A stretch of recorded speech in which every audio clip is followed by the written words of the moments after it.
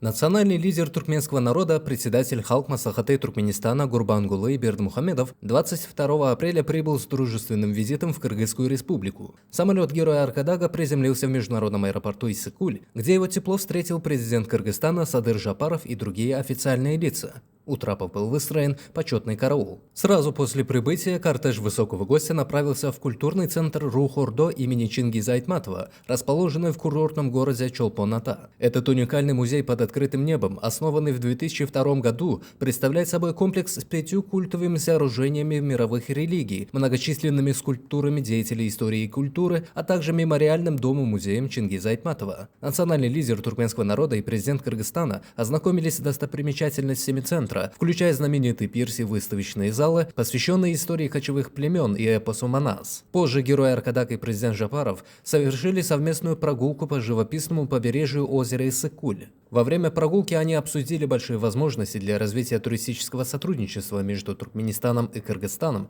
наслаждаясь красотой природы и свежим воздухом этого знаменитого курорта.